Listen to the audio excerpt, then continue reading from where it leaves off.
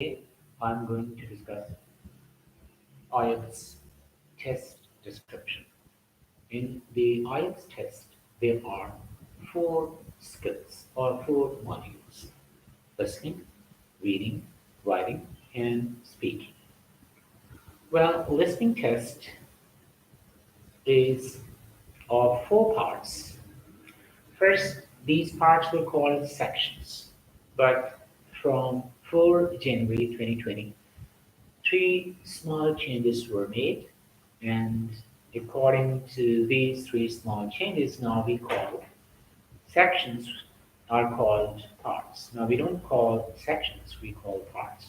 There are four parts in the listening test. Each part has 10 questions. Total questions are 40. Each part has 10 questions. And all these questions are objective type. All the questions are objective type. So point number one, listening test has four sections.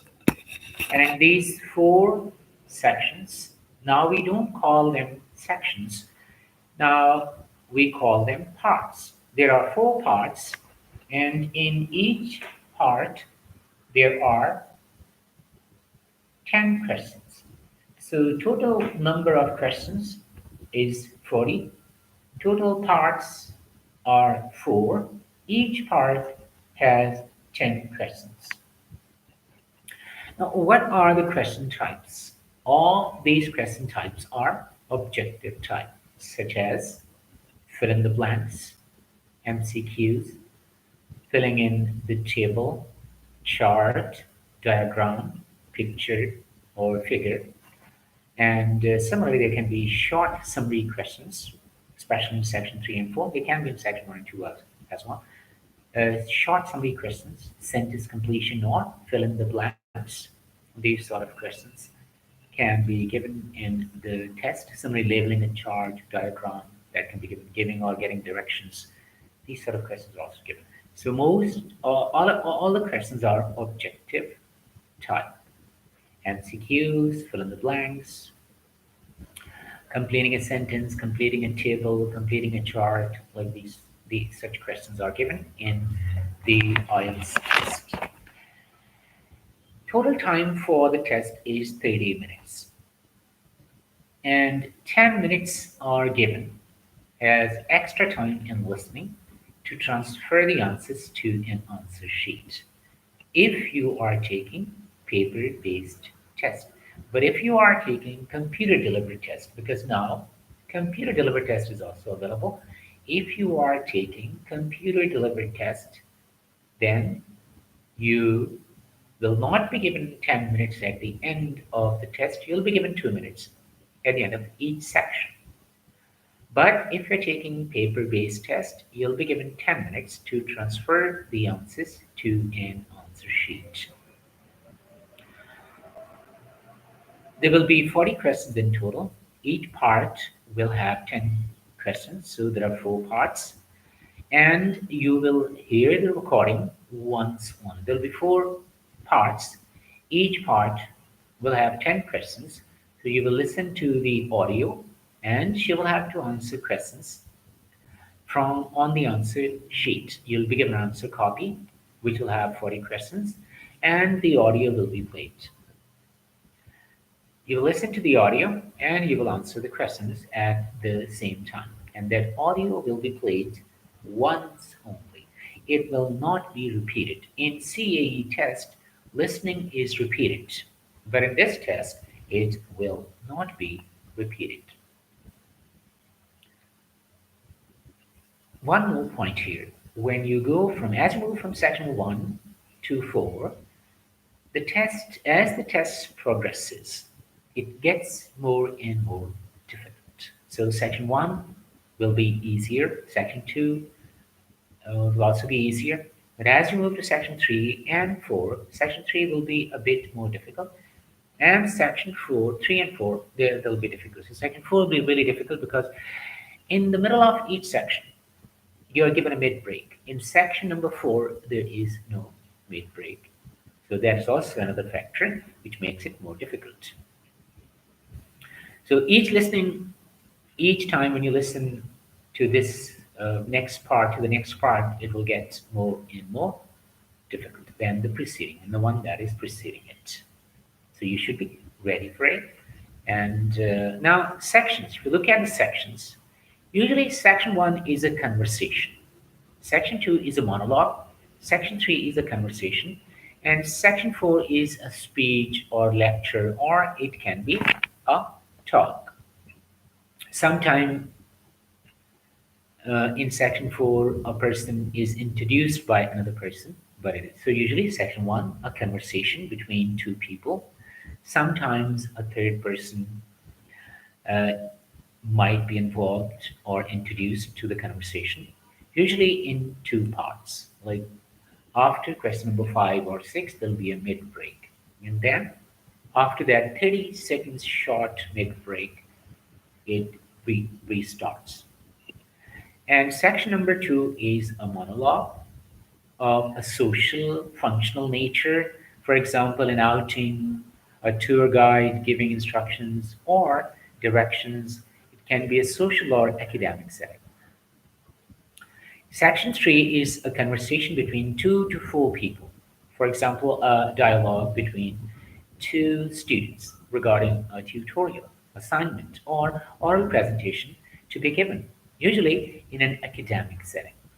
And section four, that is, it's usually a lecture or speech given as a monologue, or it can be a talk.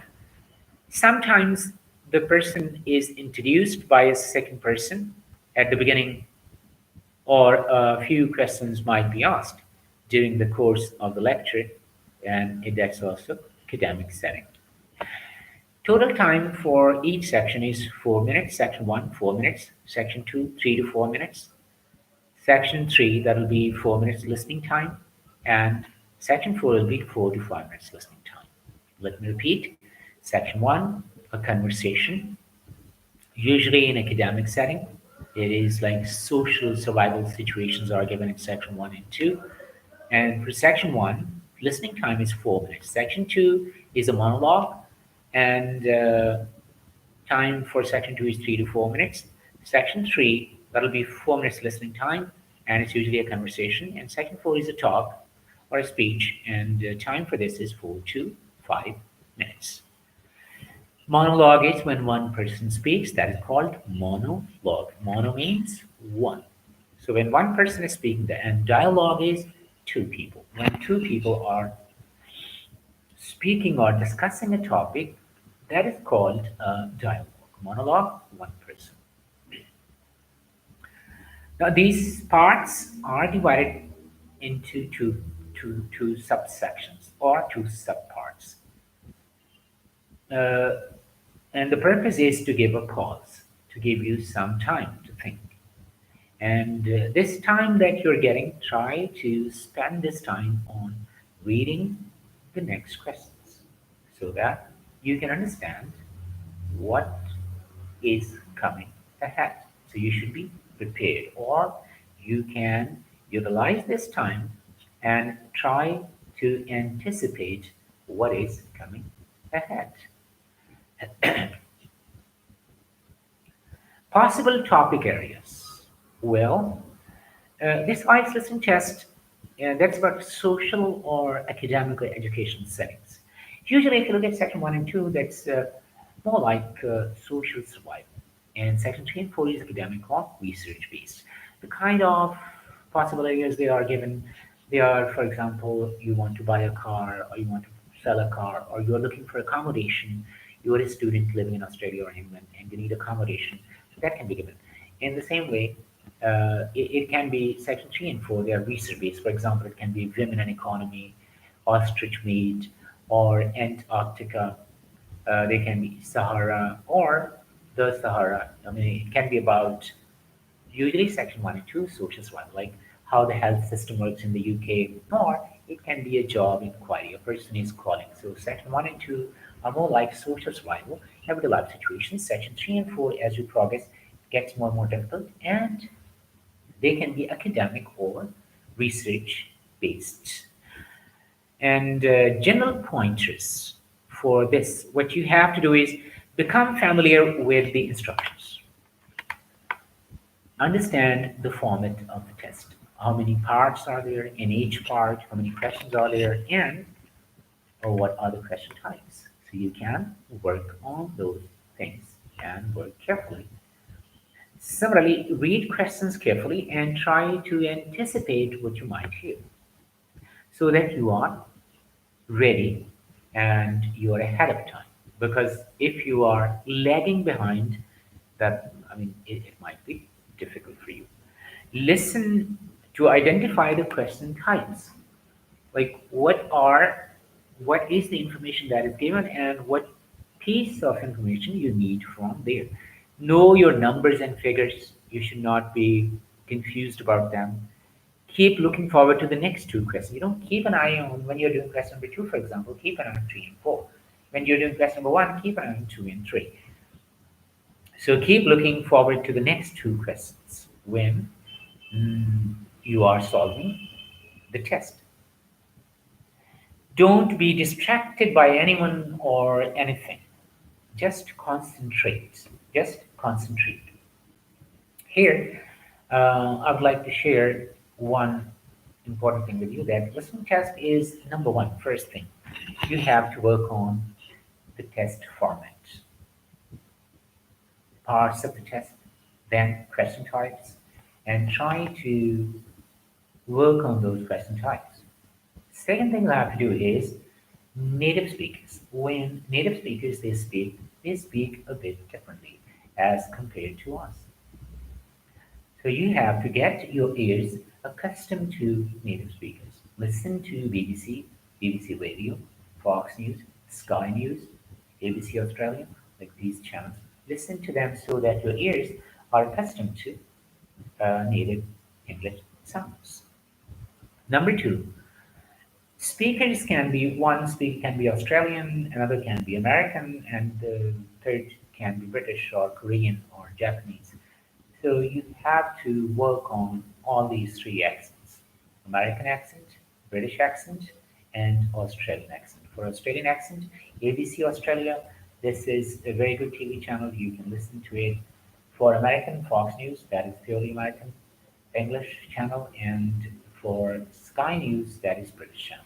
BBC is also, you can watch BBC as well, or like DW and Al Jazeera TV are also very good, but you have to focus more on native English speakers. So that's why I listen to these. And the BBC radio, like BBC has radio channels as well. You can listen to those radio channels.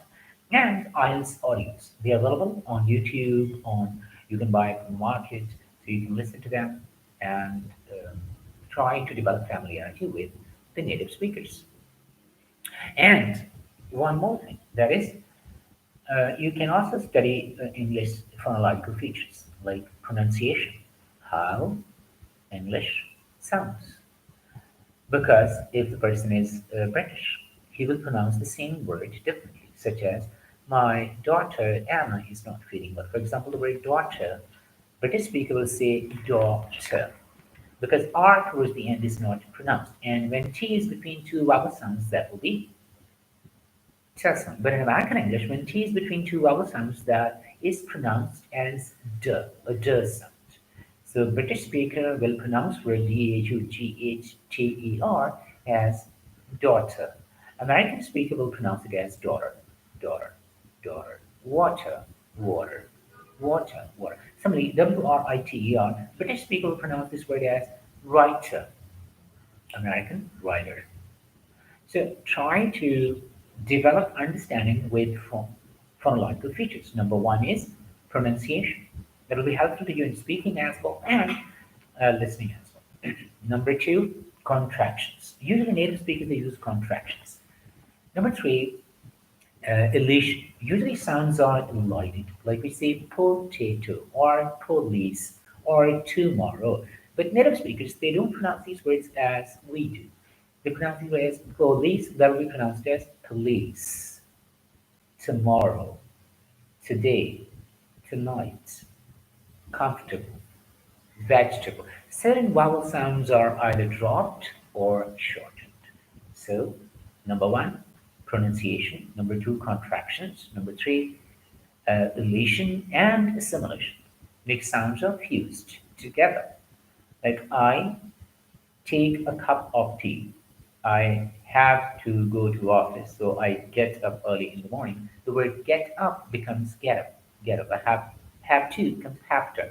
I have to get up early in the morning because I have to reach becomes have to reach office at 8 o'clock. So I take a cup of coffee or a cup of tea becomes cup of tea. Cup of tea. Take a cup of tea and I have to go to office at 8 o'clock. I get up really early in the morning. So get up becomes get up. Cup of tea becomes cup of tea. Have to becomes have to. You will have to work on these phonological features like sounds. English sounds or American sounds, they are a bit different. After that, practice is another important factor. You will have to practice. Language is like art. It is not like maths or physics or chemistry. Like if I tell you the rules of music, and maths formula, a plus b whole square is equal to a square plus b square plus 2ab. After 5 minutes, you'll be able to solve it. But if I tell you the rules of music or driving or singing, I can't expect you to sing like a great singer after 5 minutes. Why? You have knowledge. I can tell you about how to drive a car. After 5 minutes, you will know about all the things, clutch, gear, brakes. But still, you can't take the car to the main room. Why? You have knowledge, but still you can't. Why?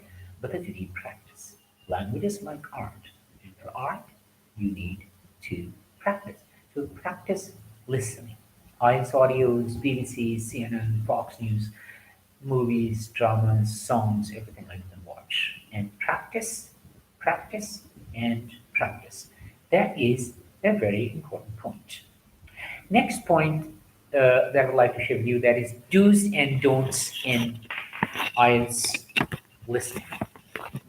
Read the questions before the start of each section and highlight the key words.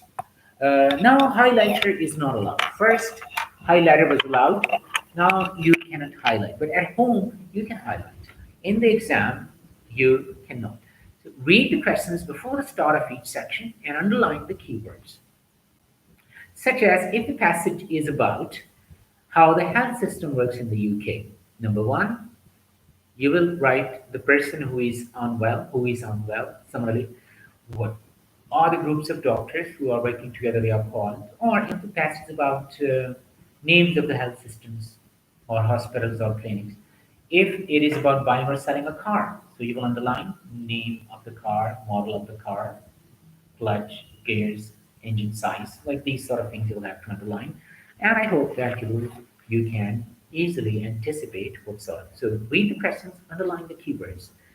Number two, uh, listen out for linking words or discourse markers because they help you in understanding what is happening. So you can, this for example, if a person says, well, first, this festival was held in the first week of January, but in order to give people break to overcome New Year's celebrations and Christmas, it was decided to be held in the last week of January. So here the word but.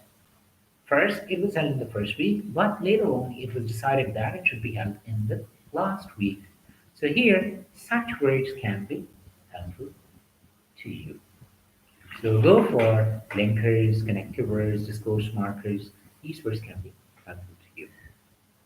Check your spellings because in listening test you will need one word, two words, or maximum three, not more than that. So you will have to be focused on spellings and case, whether you need singular or plural.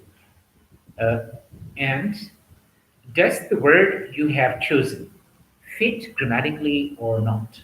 Like you need noun or verb, or you need singular form of the verb, like you need book or printer or books or printers.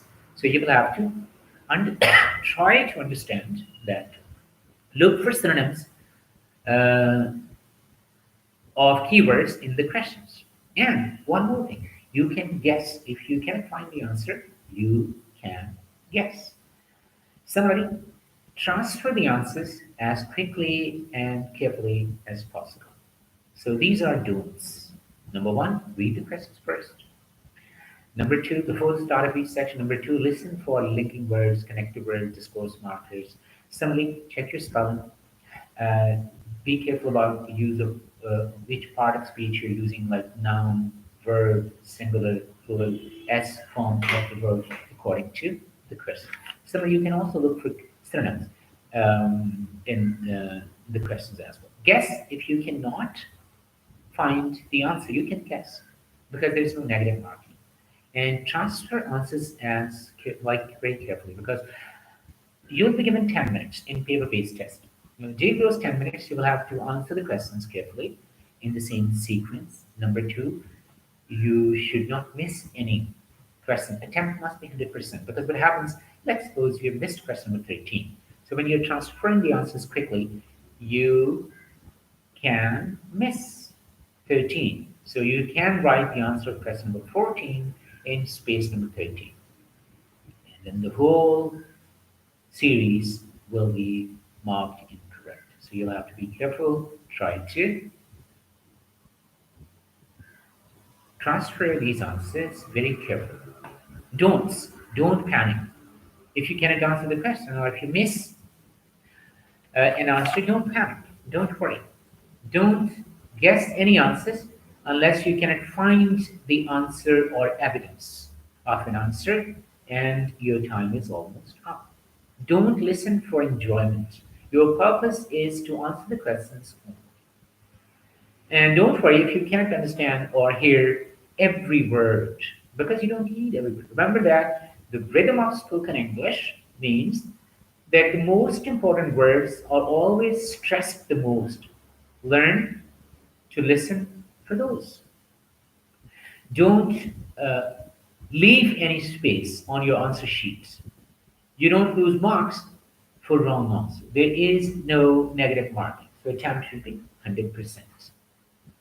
Next point I would like to share with you that is words, topics, phrases that are often used in the test. In section number one, the kind of words or phrases that you will need, they are personal details, number sequence, somebody phone numbers,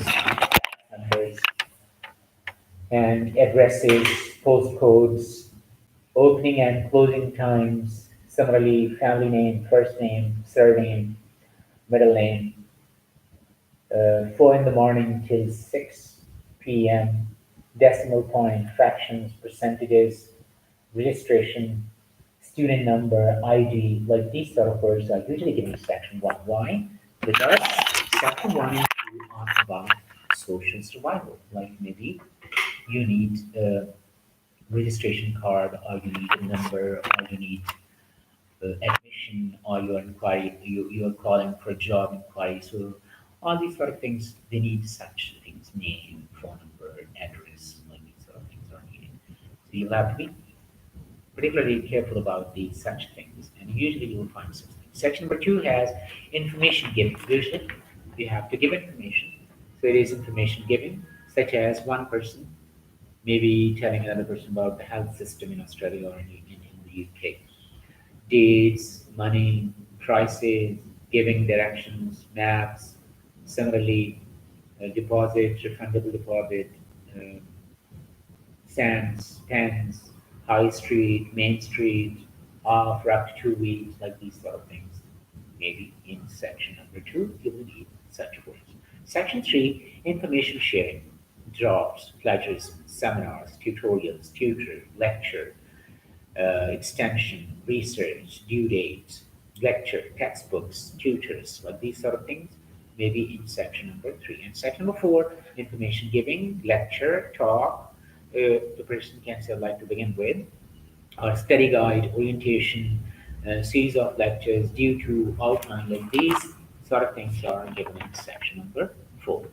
The next thing we'll have to focus on that will be question types in listening. Now, for example, if the question type is multiple choice questions can be given, some really short answer questions can be given, completing sentence, table, form summaries, classifying, labeling diagrams, matching lists or phrases or pictures they can be given. So here, number one thing is look at the directions. Usually you'll be told that in question number 1 to 5, you will have to circle them and circle the correct answer in case of MCQs. Or if it is completing a table, then will be complete question 1 to 5, use no more than 3 words and or 2 words, and then the instruction can be like fill in the blanks or complete this table or complete this chart or complete the map or mark the map like these. So here you will have to similarly in labeling and there will be instructions. You'll have to be careful. You'll have to read those instructions carefully. And in order to solve them, you need certain skills. For example, in MCQs, you should identify type of answers like what, when, where, who. Like these sort of things are very important. You will have to identify them and distinguish between examples, name, ideas, parts of speech. Similarly, try to see things in sequence, chronological order, understanding relationship between them, and listen for specific information, understand cause and effect. Like you need certain skills for that. And test strategies, like what can be the best test strategy? That is number one, underline the keyword. That will be very useful. Number two, identify the answers which are likely and those which are not likely in case of MCQs. And summary, specific information or general information, instructions. These things are very important. Somebody identifying the most obvious words. These are like some of the things that I have to do. So number one, focus on the question types. Try to understand the question types. Number two, see how many questions are there.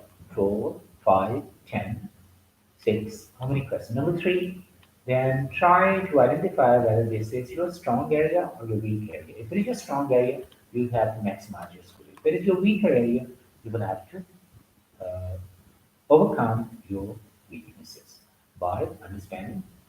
Number two, make a plan or strategy for this. Number three, you can then uh, practice it. So number one, understand the question types. Number two, make a plan or strategy. Number three, practice it. And then do the follow-up work. Like in which question types you are getting high marks and where you're losing marks. You can work on those skills as well, like those questions where you are losing marks. Some of the things that I'd like to share with you for improving your listening, that is, make sure you know how words sound. Similarly, like those words which are unfamiliar. For example, if it is about Pepsi can or Coca-Cola can, the word flange, Flange. Usually students are not familiar with this word.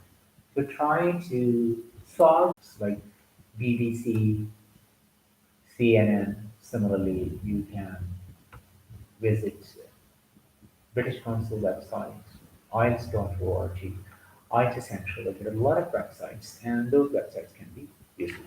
So we listen to BBC, English TV channels, BBC, CNN, Fox News, Sky News, that they are very useful and they can be very helpful to you.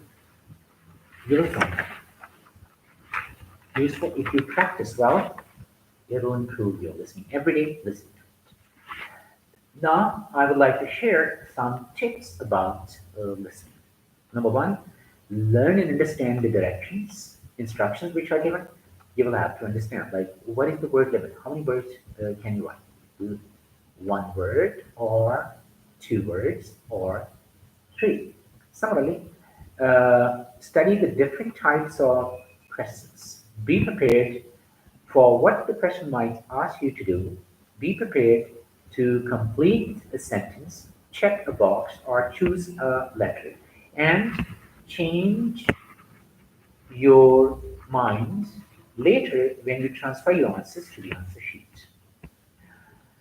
If you don't know the answer, you can guess. Whatever you have extra time, study the next set of questions. Make assumptions about what you think you will hear. And the correct answer is always, it's often repeated. So be careful, listen to it again. And similarly, when you make assumptions, you should ask yourself questions: who, what, when, where, why. Like these sort of questions can be asked, like who for person, when for time, where for place. These can be done. And don't get stuck in a question. If you don't know the answer and there is a problem, you can just leave. You can't just leave. Don't get stuck, because if you're stuck on one question, you may miss so many other, because the speakers will not stop for you. They will not wait for you. They will go ahead. And native speakers, they speak a bit differently. So try to solve it. If you know, just leave it. And at the end, when you'll be given 10 minutes, you can come back to it and you can solve it later. You can solve that question later on. You cannot solve it right now if you don't have to be worried about it. The answers are given in order, like in sequence. For example, if you hear the answer to question number 10, then after question number 10, there will be question number 11. So if you miss question number 11, don't worry, go to 12 and 13. Don't wait for the speakers that they would repeat that. Yes, if the question is difficult, they do repeat, but usually they are in sequence, and the answer is given in linear order or sequential, or they are in sequence. When you write a word in a blank, you must spell the word correctly. It doesn't matter whether you write British spellings or American, either of them, you can use either of them, like both are acceptable, but correct spelling. Somebody mark your answers carefully. If you're asked to give letters A, B, C, you will have to write letters. Like you will have to uh, follow the instructions. Look out for speakers who correct themselves. Sometimes speakers can change the answer. Like um, the speaker is, sometimes the speaker can change. Like if somebody is reporting a stolen or lost item, and the policeman asks, "What was the cost of it?" The person says $300 or pounds, and then later on says, "Oh no, sorry, it was 250." So you should be ready. Sometimes you have to infer. Like one person can make a request to another person for help, and the other person says, "No, I'm busy." But then, if the person presses, and the other person silently remains silent, it means that and he starts doing the work, or he starts helping that person. It means that he has agreed. Similarly, you can infer some of the answers as, for example, if the audio says that bananas were imported from China to England and from England to Australia. Now, to Australia, these bananas were brought from England, not from China. So you will have to infer these things from China to England, England to Australia, if the audio is about banana trees. Similarly, sometimes you have to calculate yourself. For example, how long have you been living in Australia? Well, I lived in Sydney for 1 year, and then I moved to Adelaide, and I've been living there here for the last 6 months. So here you will have to calculate 1 year in Sydney, and then 6 months in Adelaide. So it is a bit of calculation that is involved here. So you will have to work on it yourself. And next thing is, look for speakers who correct themselves. Somebody incomplete or shortened answers, like dates, they will be marked as incorrect. You will have to write proper format, date format, proper words. Somebody, if it is a proper noun, it must be in written. It must start with a capital letter, like Tom, Philip, London, Bristol. One more point. Those proper nouns which are commonly known by everybody, such as London, Paris, Sydney, you are supposed to know the spellings. But yeah, if the word proper noun is uncommon, or it is usually people are not familiar with it, then they will spell. Or if the proper noun has more than one spelling, such as N, A double N, or A double N E, or Re, R-E-A. Now, Re is different. Similarly, David Kinchley. Now, the word David is simple, it's understood, everybody knows that, but Kinchley, you may not know. It is not a common word. So they will tell the spelling of Kinchley, K-Y-N-C-H-L-E-Y. So you will have to be if the word is unfamiliar or if the word has more than one variations or spelling, such as Sarah. Sarah, S-A-R-A, Sarah, and S-A-R-A-H. So they can. And when they tell the spellings, you'll have to listen to it carefully. Like, what's your name? My name is Sarah. And how do you spell it? Well, it's Sarah with an H at the end. Or the person can say without an H at the end. So here you will have to, or the person can simply say Sarah. So you will have to listen to it carefully. And sometimes the answers are more than one answers are given, such as if it is about a college building, the passage can state that this building was originally built and used for residential purpose by a lord, and later on he donated it to a college. Now we have two answers. One, the purpose of this building was residential. Number two, now it is a college. So you will have to look at the question carefully.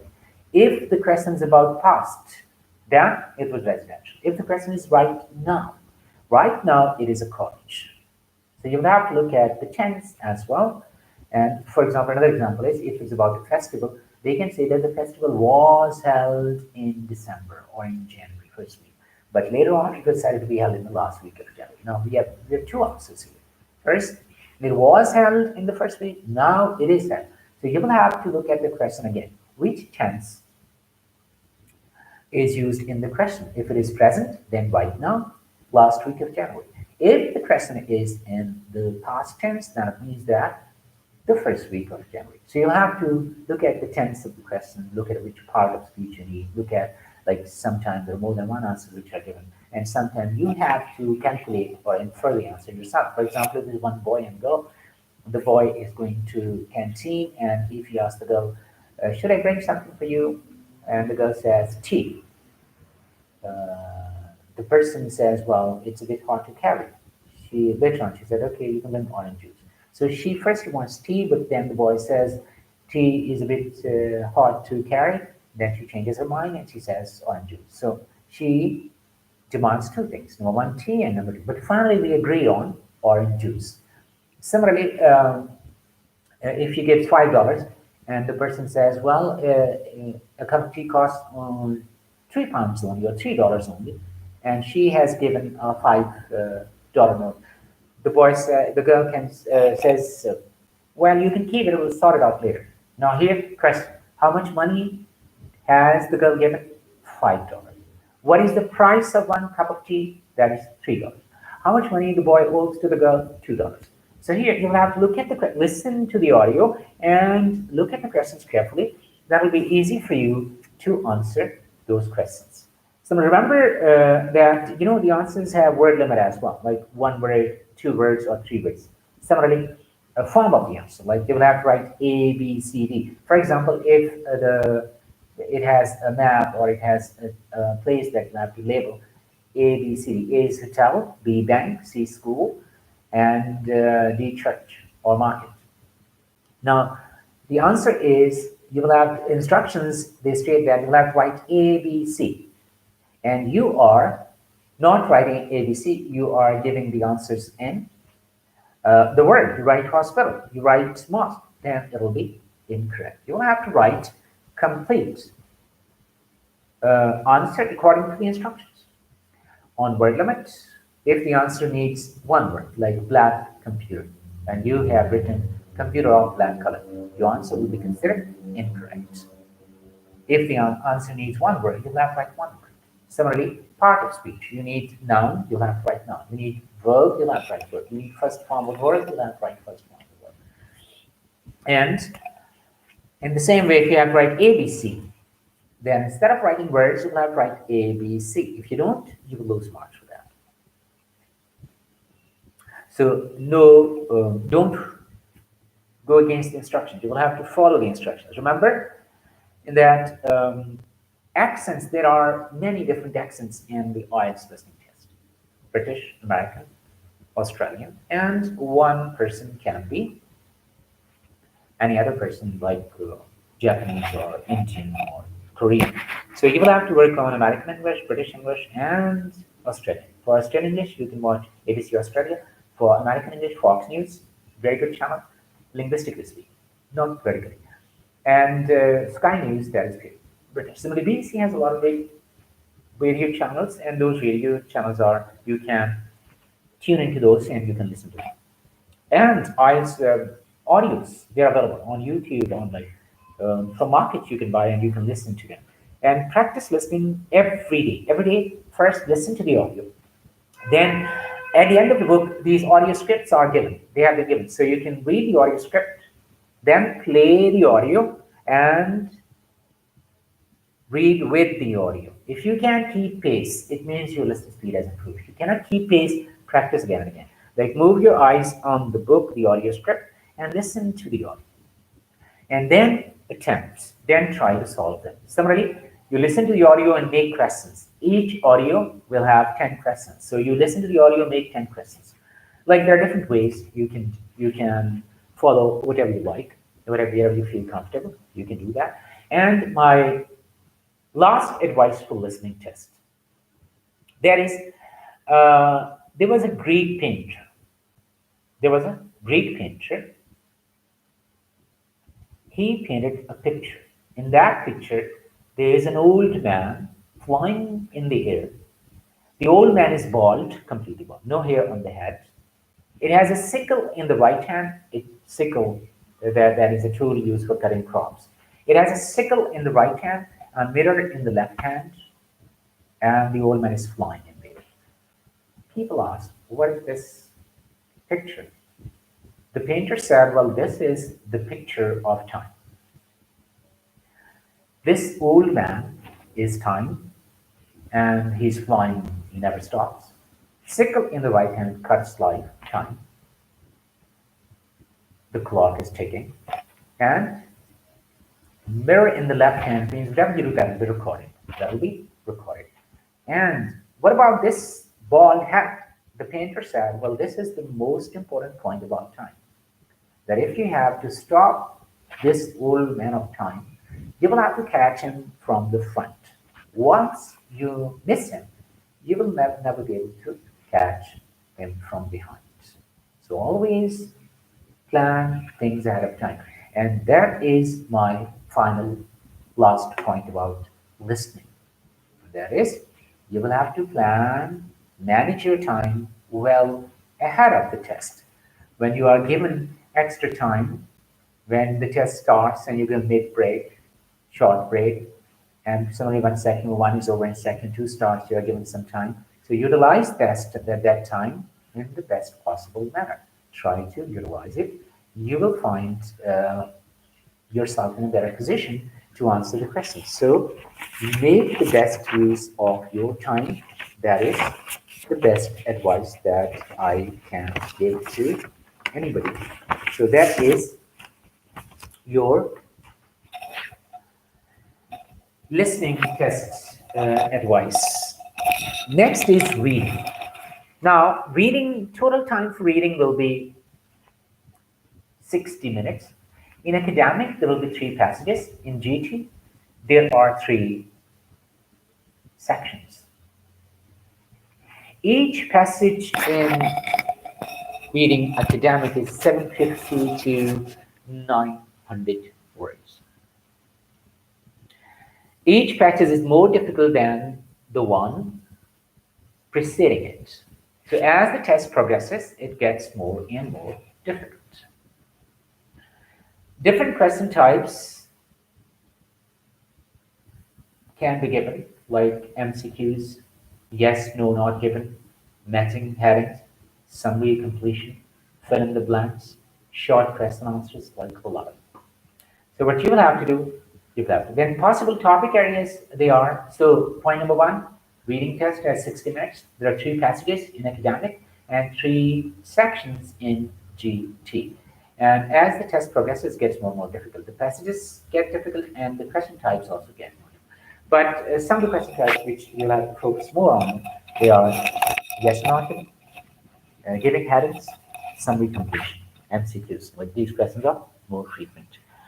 And they can be labeling of chart, diagram. They can also be given column, graph, fill in the blanks, tables. They're given. So there's a variety of questions that you have to focus. Especially in academic, there'll be more variety. In GT, um, the questions are usually yes, not given, matching headings, and summary completion questions or fill in the blanks. They are more common.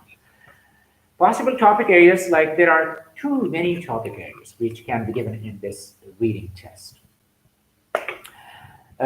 You can see the topics in the writing. Usually they are global warming, climate change, languages, sciences. Like there's a variety in it. And so you know what you can do? Number one, you can read international magazines. You can read good publishers. Similarly, select those topics which have something to do with the public at large. Don't read critical columns or articles. Other than critical, you can read more. Uh, like transport, radiation, water logging, rainforest, industrial, and work-related issues. Like all these sort of issues can be given in the reading test. Words and phrases that are used in the reading test, they are like according to the information, appropriate, classify, consequence, uh, contradict, correlation, correspond, factors, flow chart, glossary, headings, illustrated by the diagram, label, mentioned, summary or summarize or theme. These are. Some general pointers are never read any text before looking at the questions. Now, some people say that first we should read questions and then we should read the passage. Well, others say that no, first we have to read the passage and then we'll have to read the questions. Well, the best approach is first improve your reading speed. Check your speed.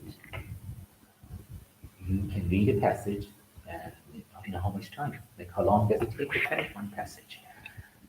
Your speed is like 20 minutes, 60 minutes, or 40 minutes.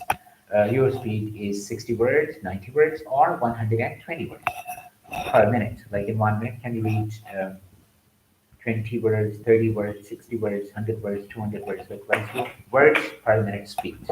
So try to improve that speed. Number two, reading with understanding. That is also a very important point. And try to read first and last. You know what you can do? Read the first and last sentence of each paragraph. Similarly, identify question types. Think about synonyms and paraphrases and model verbs. And remember the time limit. 15 minutes per passage, that is enough. Similarly, you can underline the keywords, or when you're reading the passage, you can underline important points as well. Next thing that you will have to do is do's and don'ts in reading. Do's, first, do's in reading, that is, read the questions before reading the passage. Check if there is a glossary. Use diagrams, underline the words, titles, and headings to help you get a general idea of the text. Be conscious of discourse markers to establish relationship between words, sentences, and paragraphs. Use context clues and word building skills to understand difficult words. Similarly, look for synonyms in the reading passage of keywords in presence. Think about which type of answers can be guessed very quickly if you are short of time.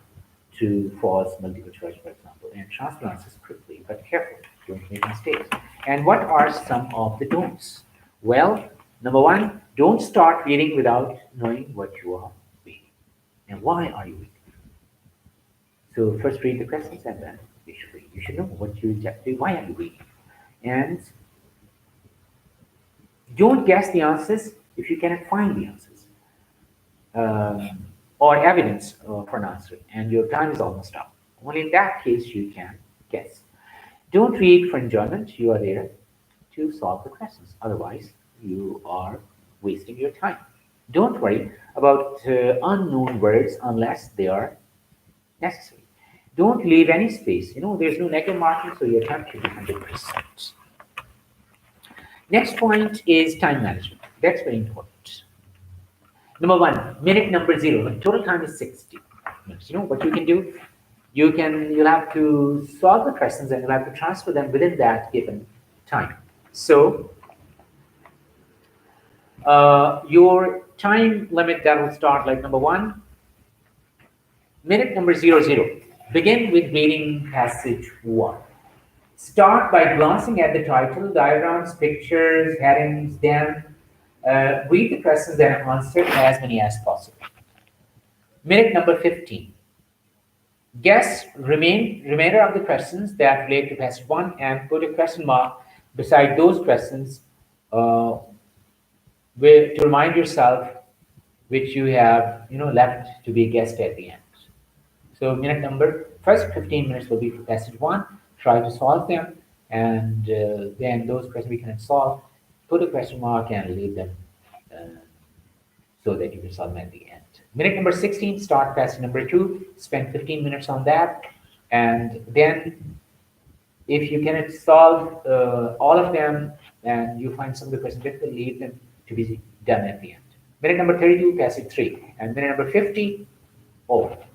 Now you have 10 minutes. So what you can do, minute number 51, go back to passage 1 and try to guess the answers. Or try to find out. If you cannot find out, you can guess. Minute number 53, go back to passage 2. Minute number 55, then within these 5 minutes, you can spend these 5 minutes in solving those questions which were left. And then minute number 55, transfer all questions carefully but quickly.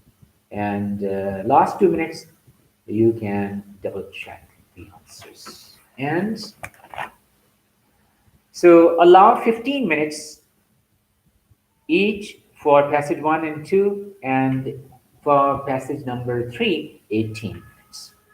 Then there are question times. There will be multiple choice, short answer questions, choosing from headings, summary matching lists, yes, no, not given, or true, false, no information, summary completion questions, labeling the chart, identifying new points or facts, classifying, completing sense. Like these are some of the questions. So for each question, you have to develop a strategy for that. And some of the general things that you can do. Number one, read newspapers, magazines, books, so that you can improve your speed.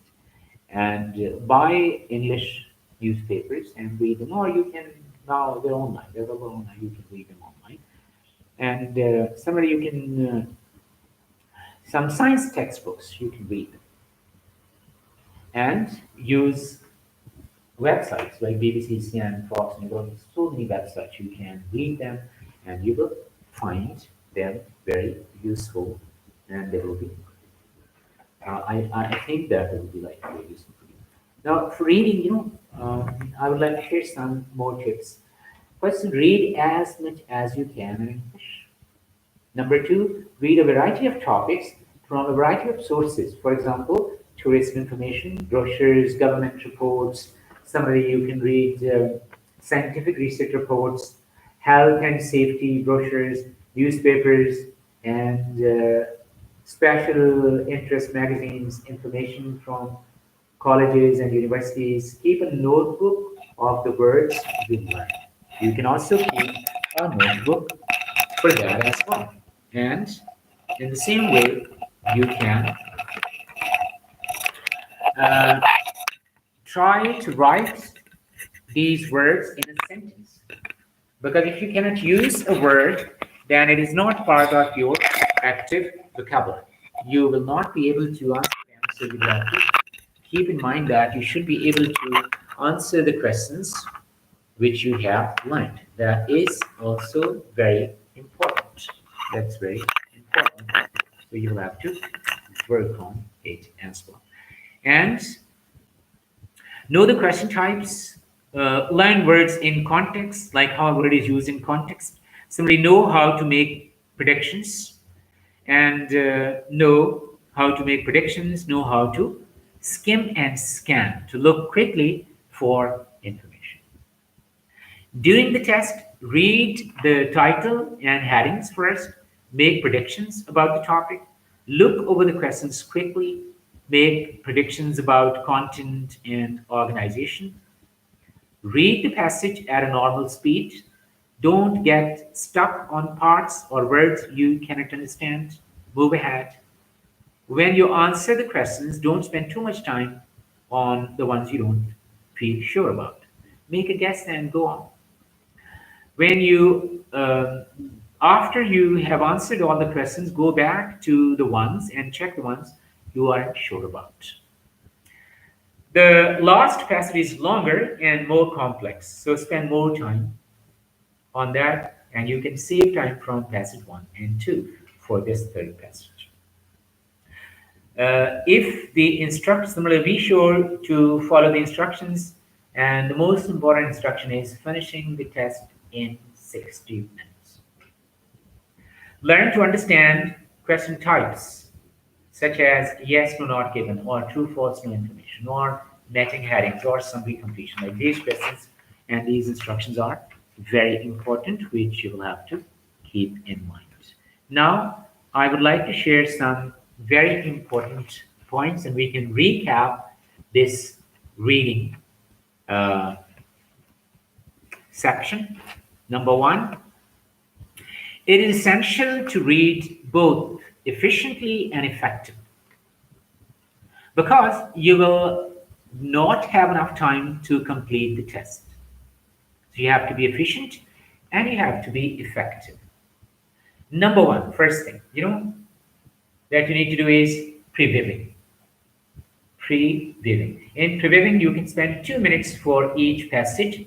Study the passage by noting title or titles, headings, illustrations, diagrams, any part in bold type or italics. Then study key parts of the passage by skimming. First paragraph, because it focuses on the main idea. First and last sentence of each paragraph that contains the key idea, and the concluding paragraph, because usually that is the summary. And next step is interpreting the instructions and questions. You can spend 2 minutes on that. Type of questions like gap filling, MCQs, matching columns, yes or not given. Whether the question, whether or not the question requires a specific answer or a general answer. Similarly, what form the answer should take: number, date, reason, like what form the answer should take. Similarly, another point they'll have to focus is that scan the text for specific answers, about 1 minute.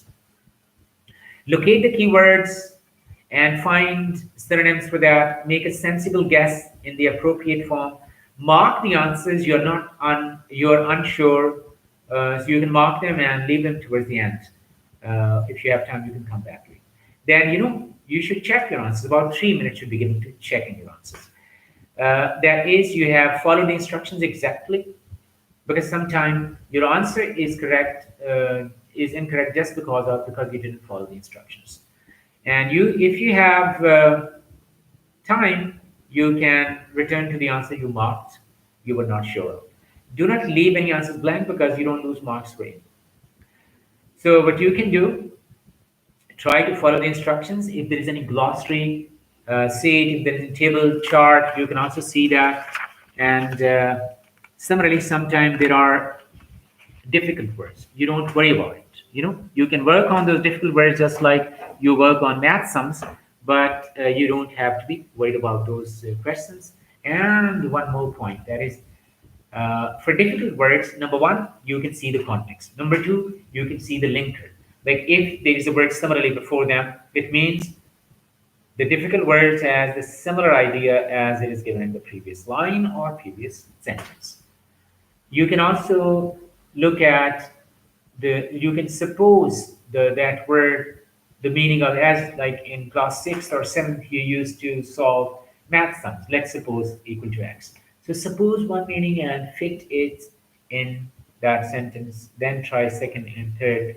Similarly, you can break the word into syllables, like disease, for example. If you try to learn about its definition, biology, it will be difficult. But our teacher told us very simple definition: dis plus is. Dis means not, is comfort. No comfort, this is disease. So you can break the word into parts. Study prefixes, suffixes, and root words. So you can, for example, if the word is by a camera. By means two, camera means box. Two chambers, by camera. Somebody ambivalent. Ambi means both, and ambivalent means somebody who has two opposing thoughts, double-minded, confused. So you can amphibian. Amphi means both. Amphibian and the creature that lives both on water and on land. So in this way, you can guess the meanings. It is not very much difficult. It's very easy. You can break the word. You can. And in reading, another point is about linkers. Similarly, moreover, besides, for example, like if the word for example is given, it means the writer is giving an example. If the word firstly, secondly, thirdly, that is means things are in sequence. If the word however is given, it means there'll be something difficult. For example, if the person, one paragraph is about mention of cell phone and the next paragraph starts with the word however, it means now he's going to tell us about something which is opposite or against the information that we have already said in the previous paragraph. So in this way, you can guess from the linking words as to what kind of information can be given. In reading, my another advice for you is, first you can follow the formula, improve your speed. Number one, 4 hours. Number one, read. Number two, 4 hours. Read, repeat, reinforce, and reproduce. First read, then you can revise what you've read, then reinforce. Ask yourself questions about the passages that you've read, and repeat. Like put the book, and then start writing it, or start telling, or start recording, so that you should know. Or if you're reading a newspaper column and there are 8 paragraphs in it, so you must be able to write 8 points out, right? So read, repeat, reinforce, reproduce. 4 hours. Number two, R square. Read and retain. Read and then try to retain that information which you have read. That is also very important. So you can retain that information which you have read. And that is, try to associate it with something solid or tangible. For example, if you see a boy, I say like he's my friend, his name is Ashraf. But if the boy comes in naval uniform, white uniform he's wearing, and I say like he's my friend Mr. Ashraf, and he is a naval officer. Now, when you see that person, you will recognize. Why? Because you associate with the white uniform. So try to associate. You're reading passages, they are usually descriptive. And in description, there is physical description or process description, or it can be chronological description or special description. Physical description is about parts, like about person, place, or thing. Process description is about agricultural process or mining, or it can be about machine working with machines, or it can be industrial processes. Some special descriptions location-wise, like pollution in New York, pollution in Tokyo, pollution in Beijing. Coronavirus, like corona in China, corona in Italy, corona in Spain, corona in New York. Like that is called space-wise, location-wise. Or female empowerment, women empowerment in New Zealand, women empowerment in Canada, women empowerment in the UK, women empowerment or female illiteracy in the Middle East, in Latin America, in Asia Pacific. So in this way, it can be location-wise. It can be democracy in the USA, democracy in England, democracy in India. So it can be location-wise. So your passages are physical descriptions, means about parts, building, person, place. Special description, location-wise. Chronological description on the timeline. Similarly, process description, they are about agricultural process or mining or industrial. So, you have to understand the type of reading passage, and that can also be. Similarly, when you're reading a passage, try to understand the tense. Usually, present tense is for descriptions. Past tense is for events. Incident or event. Like if the passage was Chernobyl nuclear reactor explosion, that will be in the past tense. How pyramids of Egypt were built, that is, or how desertification occurred. That will be incident or event, usually in the past tense. So from the tense, you can guess that it is description or it is a narration or incident or event. In the same way, you can also look at the lexical resource or the words.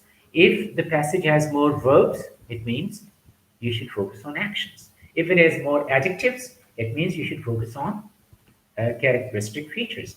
If it is about nouns, then it means it will be about things or people. So you will have to focus. And my last point about reading is there was a boy, he had problem in reading. One day he went to the librarian and he asked the librarian, can you tell me about a book, some book that is about the working of human brain? He said, why? The librarian asked him why. He said, because whenever I read, I cannot understand what I'm reading. I have problems. So, do you have any book that is about, that can help me, that can explain the working of human brain? The librarian smiled and he said, no, there is no such book. The boy felt sad, but he didn't give up. He started working on it. And today that boy is called Tony Busan. He is the greatest professor of reading skill. He teaches reading. You can search YouTube, Tony Busan, and in Pakistan here, his book, Speed Reading is about. That's a very good book. So you can watch his lectures, you can read his books, you will find them very useful. But read, read, and read and start reading from today. Every day, read books, read newspapers, read the exam books, and read the IELTS books as well. That can be very helpful to you. Next section that we are going to discuss that is our third skill, and that is writing skill. Well, when it comes to writing skill, it is of two types, two parts. Number one, task one. Number two, task two. Task one is about, it's different for academic and for GT. If you're applying for GT, you will have to write a letter. If you're applying for studies, you will have to, like, that's called academic items, you will have to write a report. For general training, you have to write a letter. And task one is 20 minutes. Time for task one, that is 20 minutes, and you'll have to write 150 words.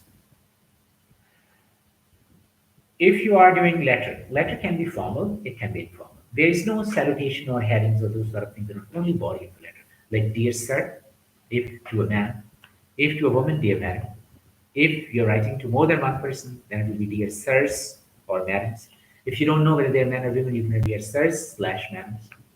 Then body of the letter. Usually in the IELTS test, letter has 3 points. They're already given in the question. So those 3 points, you can make them into 3 body paragraphs. And usually those questions can be broadly categorized as why are you writing, who are you, why are you writing the letter, and what do you want? For example, you have received a letter from your bank that your account has been overdrawn. Now you will write a letter to your bank telling them that there might be some error, and you will request them to rectify it. So how do you write? Dear sir, dear manager. And then number one, who you are. According to this situation, you are an account holder with the bank.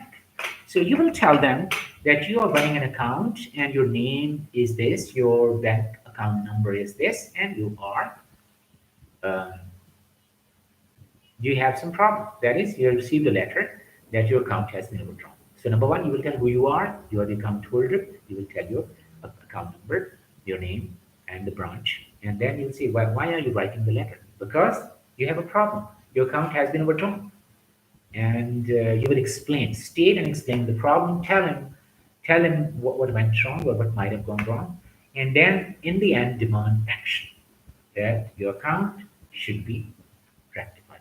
If it is a formal letter, you have to be formal. If it is informal letter to a friend, then you can be informal. Such as if you're writing a letter to your friend who has bought a new house and he's giving a party, then or you have bought a new house and you are giving a party, you will say that, well, hope this letter finds you the best of your health, or it has been a long time since I haven't heard from you, or like, hello, how are you? I hope you are fine with your family.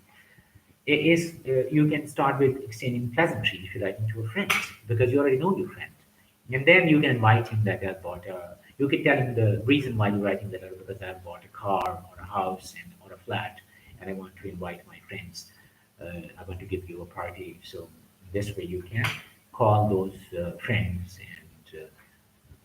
and give them an invitation, and then in the end you can um, write short ending as wishing to have a substantial response or see you soon.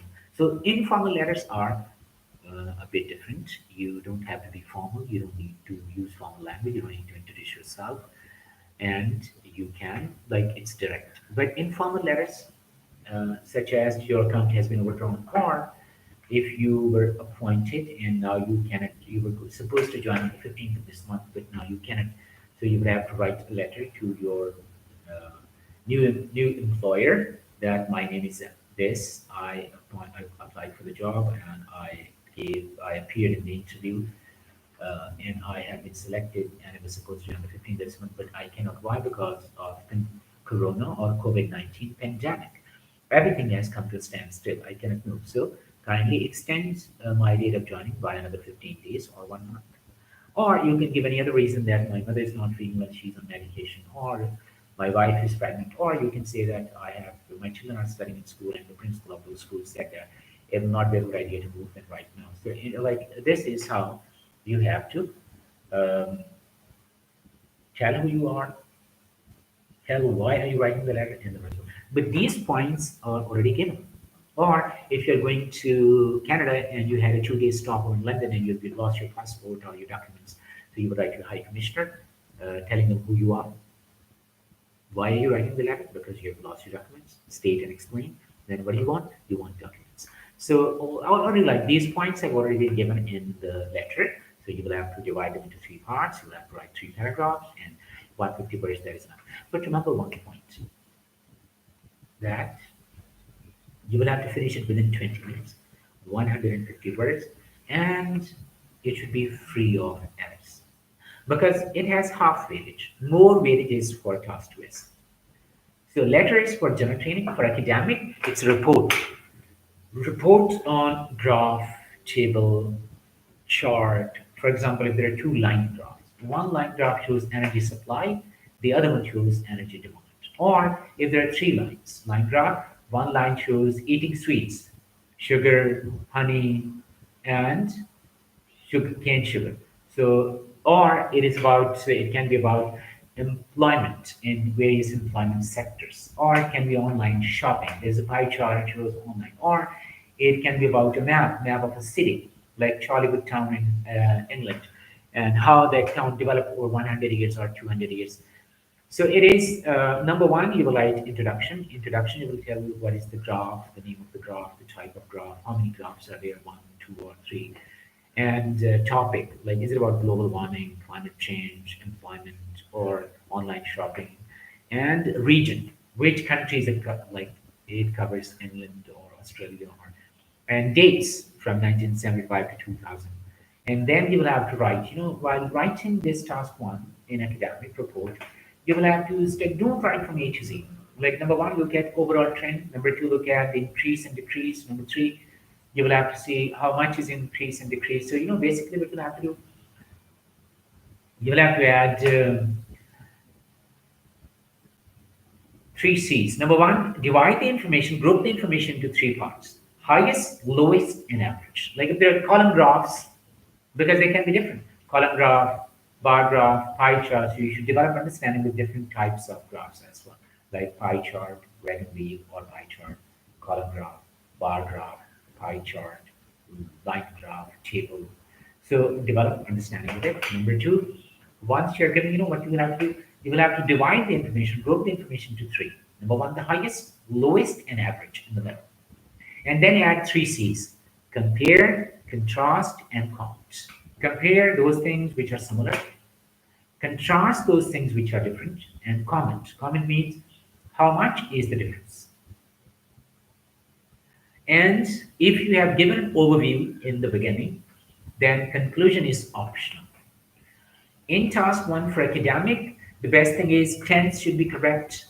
Number two, lexical resource. You will have to show your strength of using words. Like if the word increase at one place using word increase. Second, third time, don't use the word increase again and again. You can say word increase, go up, rise, like this.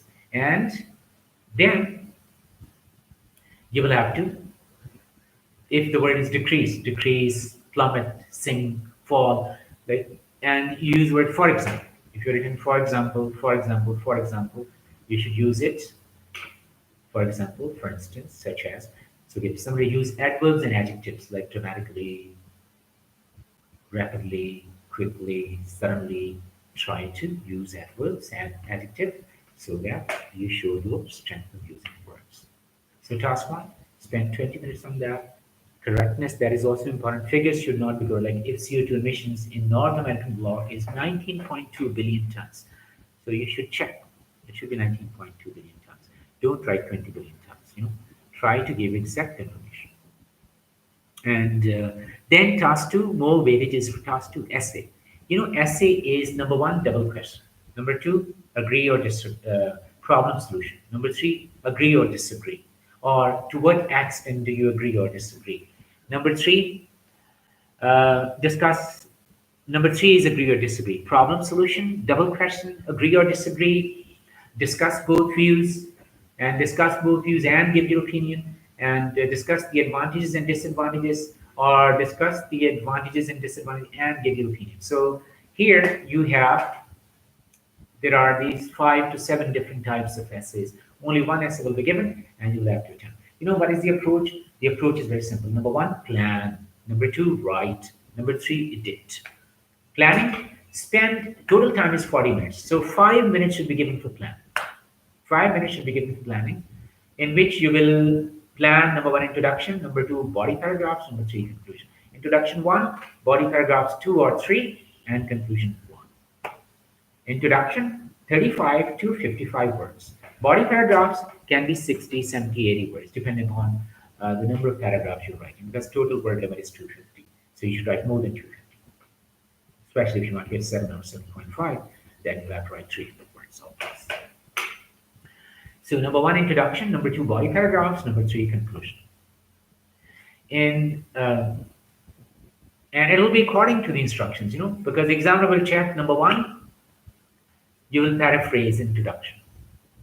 Then usually in problem solution, one paragraph will be problem, second body paragraph solution. In double question, in one paragraph, one part, second part. And in case of agree or disagree, you will have to first, in the introduction, you will tell whether you agree or disagree, or to what extent do you agree or disagree. I completely agree, I slightly agree, or I moderately agree. And then you will build your arguments according to the position you have taken. In the end, you will prove your position. You will prove your point. Similarly, discuss both views. If it is discuss both views, full stop, you will paraphrase first paragraph. Second and third paragraph, view number one, view number two. Then conclusion, no opinion. But if the statement says discuss both views and give your opinion, then you will have to give your opinion in the end. Similarly, same is the case with advantage, disadvantage essay as well. In essay writing, you will have to write it in 40 minutes and 250 words. The best approach is you can, plan, then write, and then edit your essay. Or you can write your essay first, spend full 40 minutes on essay, and then you can come and attempt task one. In essay writing, how the examiner will mark, number one, TA. TA or TR. That is writing is like task accomplishment or task response. That is your response to before, according to the instructions. If the instruction says, how far do you agree or disagree with? You don't show agreement or disagreement, then you lose 25%. If the topic says, discuss both views and give your opinion. Now here, you will have discussed view number one, view number two, and in the end, in conclusion, you will have to give your opinion. And if you have not given your opinion, you will lose marks for that. So, number one, TA or TR. Number two, GRA. That is grammatical range and accuracy. Grammatical range and accuracy means, number one, show a variety. Shakespeare says, variety is the spice of life. So you will have to give variety in your writing chances, and it should be correct accuracy. Next, is CC, cohesion and coherence. Your essay should be well knit, like it's a complete whole. Example C, take a holistic view of your essay. The whole, all these paragraphs should make a complete whole. And different parts can be linked together. There's logical flow of ideas, and you develop it logically. Plus, you can use linkers, connective words. LR next is lexical resource. Lexical resource means your knowledge of words, vocabulary. That is also important. Don't use common words such as kid instead of kid, use children. Don't use contractions. Don't use slangs or these other words. Use formal English, standard English. Only task one, letter, you can use informal English, but in essay and you will not use formal English. And the next thing is underline 250 words for task two, 150 words for task one. And memorized, it should not be memorized. It should be original piece of writing. You don't have to memorize it. Try to be original. And it should not be underlined. It should not be off topic. And it should not be illegible because handwriting is also very important. If the examiner cannot read, then he will consider it misspelled word. So write neat, clean. At least your writing should be readable. At least it should be readable. That is very important when you are going for this writing test. Now I would like to share some things after you have finished your writing. You will have to keep in mind that once you have finished your writing, you should check your essay. Number one, check grammatical structures. Subject verb agreement, for example, that is very important. Tenses, consistent verbs, parallelism, accurate word formation, like noun, verb, adjectives, you have used them appropriately, and use of a, and the, and prepositions. Similarly, you should check that you have used a range of sentence structures, like simple, compound, and complex sentences. Every 50 words, you should have one or two complex sentences. And accurate spellings. Main idea should be, like each paragraph should be based on main idea, and that should be stated clearly. Make sure that you have used connective words and you have linked different parts of your essay together so that it's logical and it's clear, because clarity is the key. And you should, like, check that you have developed paragraphs adequately and you've supplied enough information. You have given examples, evidence, and you have developed a definite point of view according to the topic and according to the given instructions. And you have developed a definite point of view, and you have every paragraph that you have written has definitely helped to address the task.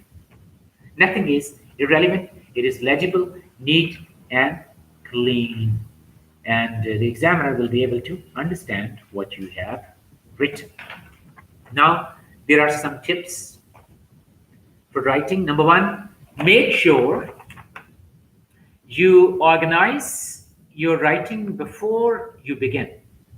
Use the bottom of page number 2 of your answer booklet or your booklet to create a concept map or planning.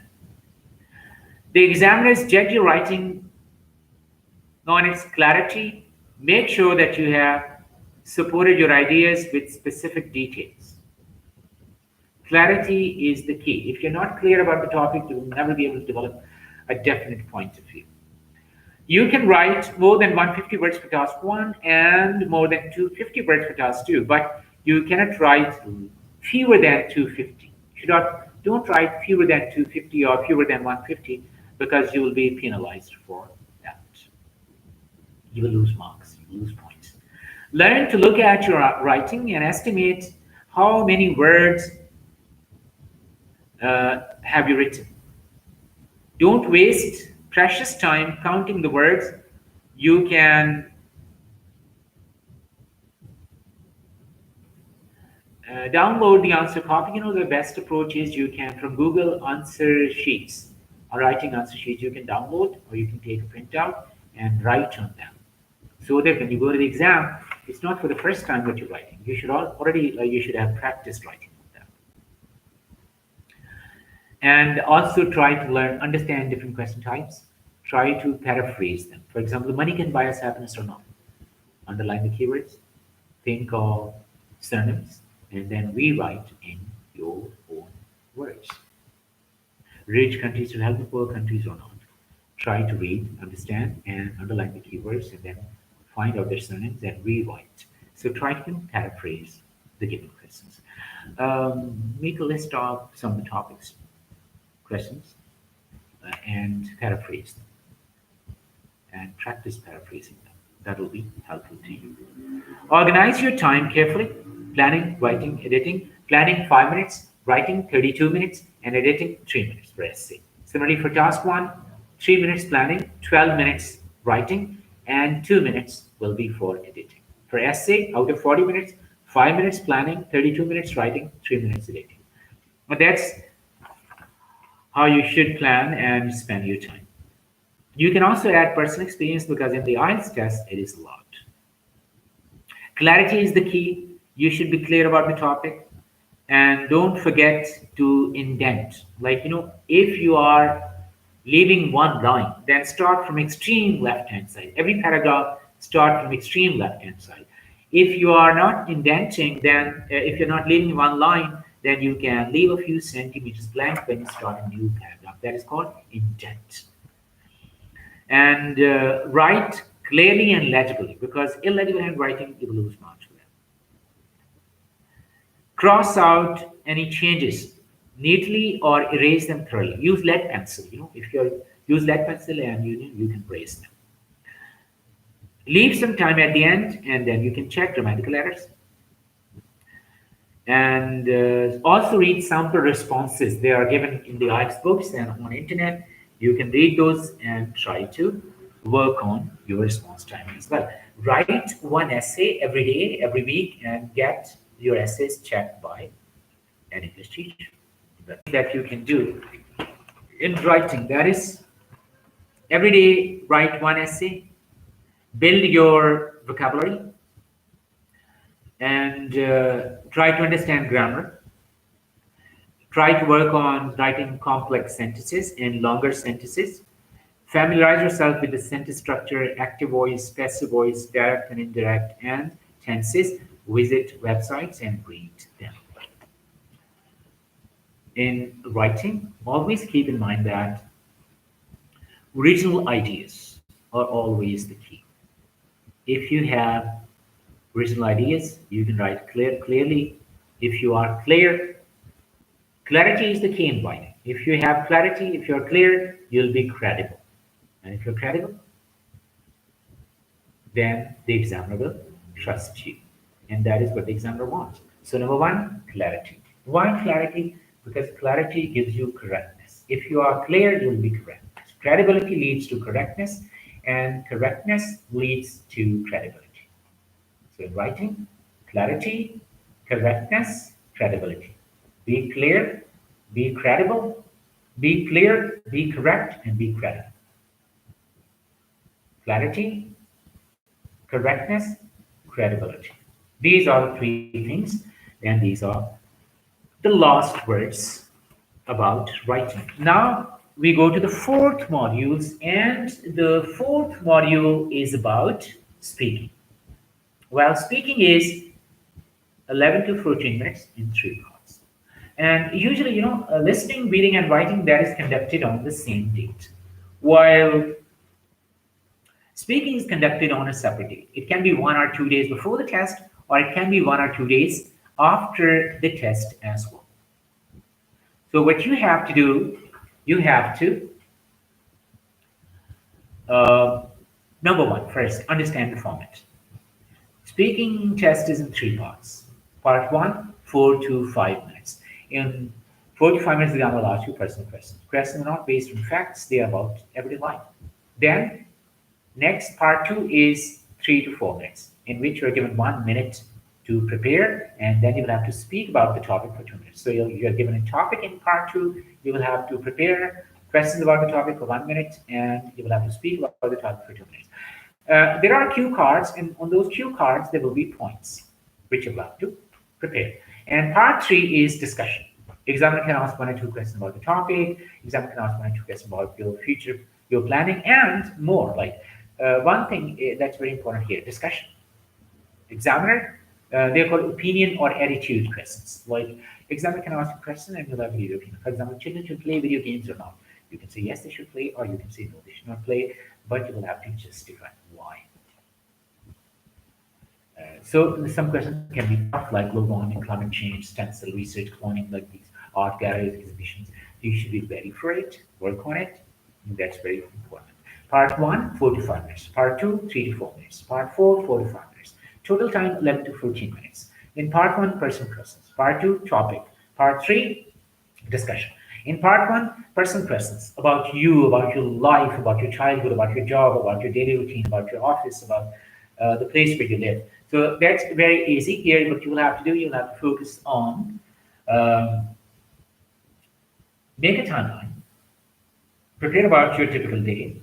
You can prepare your people around you, the place, your office, your job, your education, and practice. So here, questions are like you can speaking part one, questions are 2 times: open-ended and closed-ended. Open-ended questions are where the questions start with the WH word: what, when, where, why, where did you live, what did you do. So you'll have to give one answer. And second, these are open-ended questions. And second type of questions are closed-ended. They start with a helping word, like is, am, are, was, were. So here, short. Are you a doctor? Yes, I am. No, I'm not. Do you teach? Yes, I do. No, I don't. Do you work television? Yes, I do. No, I don't. Do you like music? Yes, I do. No, I don't. Have you got a car? Yes, I have. No, I don't. Sure. So you have to work on these questions and try to answer in a complete sentence, and then add another sentence to it. Like, where do you live? I live in D62. I've been living here for the last 10 years. What do you do? Well, I'm a teacher. I've been teaching for the last 20 years, or I teach at Excellence. Where do you live? I live in Islamabad. It's the capital city of Partners. Very beautiful city. I love this city. So you'll have to give long answer. How old are you? I'm 20 years old. In other words, we born 1990 or 2000, and to be precise, on the 31st of March. So you'll have to give long answers because that's the test of your speaking proficiency. Then you have topic.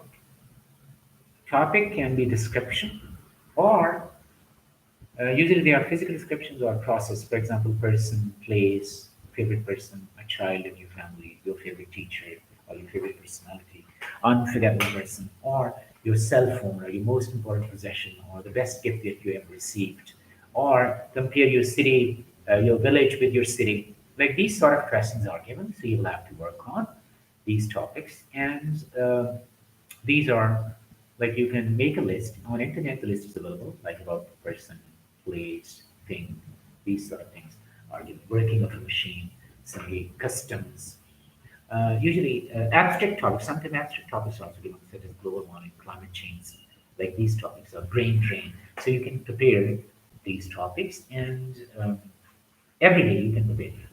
Like speak about them for 3 minutes. Because in the exam you will speak about them for 2 minutes. So at home you should speak about them for 3 minutes, so that in real exam situation you should not have any problem about this test or this speaking test. You know what you can do?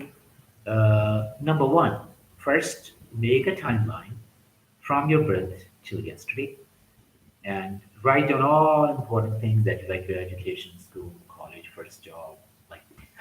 And your then you can make a time table or a clock about your everyday week, typical days and Sundays. Like your typical day, how do you spend your typical day, and how do you spend your Sunday. And here you will have to keep in mind the tense. For example, look, if the examiner says, "Where do you live?" Now the answer is present tense. I live in G62, or I live in Islam. If the question is, how long have you been living? Now here the tense is different. The answer will be, I have been living here for the last 10 years. If the question is, how do you usually travel? Well, I travel in my own car. And if the question is, how you came here today, then tense is different now. Past tense. I came here in my own car. If the question is, do you have a car? The answer will be yes, I do. If the question starts with have you got a car? The answer will be yes, I have, or no, I haven't. So technically, you will have to see your syntax should be correct. Open-ended questions need long answers, short-ended questions need short answers. Number two, you will have to show lexical resource. That is phrasal verbs or idioms. Like if the examiner says, what was the best day in your life? Well, you can say that the best day in life was when I uh, had to work hard and finally I succeeded in getting my video. And the secret was I never gave in. Never give in means surrender. So instead of using giving, you're using surrender, you're using given. Similarly, tell me one thing that I would like to change about smoking. Well, I would like to give up smoking. Instead of saying quit, you're using give up. What about the saddest day in your life? Well, the saddest day in my life was when my grandfather passed away. Instead of saying died, my grandfather died, that was the saddest day in my life. You can say when my grandfather passed away, that was the saddest day in my life. So here you'll have to use phrasal verbs or idioms. Idioms or phrasal verbs to show the examiner that you have a fairly good command of English. You can speak very well. So that is what you will have to do. And next thing is your sounds. When you pronounce words, for example, when you say, how did you come here today? Instead of saying, I came here in my own car, instead of saying that, you can say, I came. C followed by A, O, or U gives a hard sound. Like, I came here in my own car. Car. I came. So that will be, you will have to use sounds like British or as the British or Americans do. Car, came, cat, table, time, pen, pop, post. You have to listen to them and you'll have to work on English sounds. Pronunciation, that is the key. So here in part one, flow, pronunciation, tense, and phrasal verbs or idioms, they can be very helpful to you. Then part two. In part two, you can prepare descriptions like about person, place, thing, city, building. And then you can prepare some processes like working of machines or how to play sports or how to cook a recipe.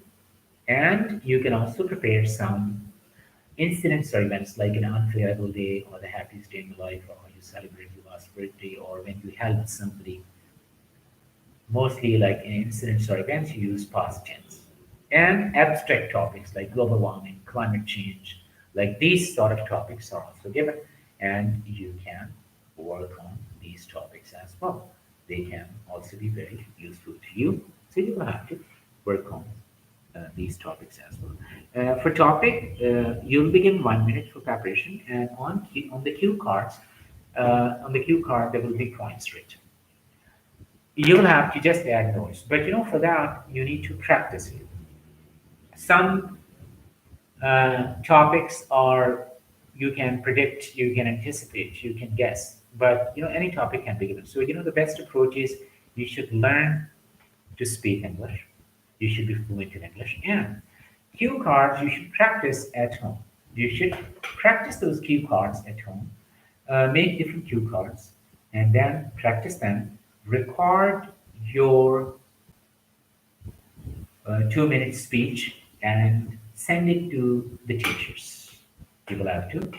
Those teachers can help you. They will assess how well you speak, or you can watch some sample tests in which students they scored 6, 6.5, 7, 7.5, 8, 8.5. You can um, watch them, listen to them, and then compare yourself with. Uh, the most important thing is your flow. Like you should be able to spend 2 minutes, and you should not stop. You should not show any hesitation. You should not show any reluctance. Um, and if you have any reluctance, you can use fillers. What are fillers? Such as if you don't stop, if you are confused or if you want to, you have any hesitation, don't stop. You can say, well, as you know, people say that I've heard about it or once I read about it. So try to use fillers so that you don't stop. You keep on talking. And if you keep on talking, the ideas will come to your mind and it will be, um, then you'll be able to speak about it. That's a good idea. Topics you can prepare and taking note taking ability, you can work on it. Points are already given, so you'll have to speak according to the point. You should not miss the point. And some people they cram some of the information. They believe that by cramming it, they'll be able to get a very good score. That's not a good idea. You should not cram these things. You should try to work on them. Like for 7, 8, or 9 band, you must develop this ability of speaking like native speakers. And for that, you can't cram things. You must be like original native speakers. So you'll have to work on it, and only then you'll be able to speak about it. That's a good approach. So you will have to work on that approach as well.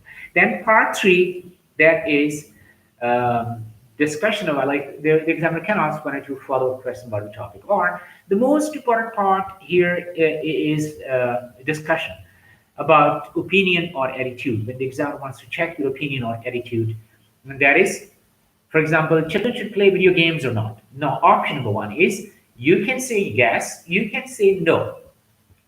But if you say yes, you will have to justify it. If you say no, again, you will have to justify it. You will have to justify it why you're saying yes or why you're saying no. You will have, for example, if you say yes, you can say, children should play video games. Why? Because they will learn technology, they will learn English, they will be safe these days, especially, there is fear everywhere, so they are safe. They're sitting from the eyes of their mothers. Or if you say no, children should not play video games, in that case, you can say that no, they should not play video games. They should go out and they should play with friends so that, they are social, because otherwise they'll be introvert personalities. Or you can say it's harmful for the eyesight, because if they use video games, computer can hurt their eyesight. Or you can say that, well, it is a sedentary activity, it is a sedentary activity involves sitting all the time, and that could be harmful. So whenever you give your opinion, remember that don't show prejudice against gender, caste, creed, color. Your reasoning must be logical and rational. Don't be irrational. Don't be irrational. Try to be rational and logical so that the examiner feels that you are a logical person, you are a rational person. Whatever you say is convincing, and you must substantiate it. You should provide some evidence. Don't just express your opinion because you believe so. No, you will have to tell why you believe so. You must provide some evidence for your beliefs. That's a good idea. That you can go for either way, you can take either position, but you will have to substantiate it. You will have to provide some evidence. You will have to provide some um, material. So you have to substantiate it. Why do you believe in such things? Like overseas studies, girls should be sent to abroad for overseas. You can say yes, they should be sent because they're 50%. Or you can say no, they should not be sent. If you say no, then you have to provide some evidence. But always remember one thing, that you must show positive mental attitudes. What?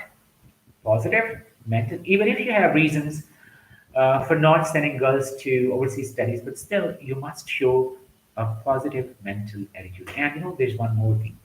In German philosophy, it's called the Zeitgeist. That is the spirit of the age. You can never go against the spirit of the age. So freedom of expression, free market economy, democracy, human rights, rights of minorities. This is the spirit of the age. You cannot stop people. You cannot deprive them of giving them their rights. So try to be cool, calm, composed, rational. And don't show prejudice or bias on the basis of gender. Whenever you're giving answering questions about opinion or attitude, so express your opinion and justify it. You can take either position. Nobody can stop you. Justify, substantiate, prove it. And prove it logically. Not by force, but with the force of arguments. And in speaking, now, what is it that the examiner will check? Well, the examiner will check your pronunciation, syntax, lexical resource, cohesion and coherence, and most importantly, how you pronounce words. Because when you pronounce words, that is how you are understood by the examiner.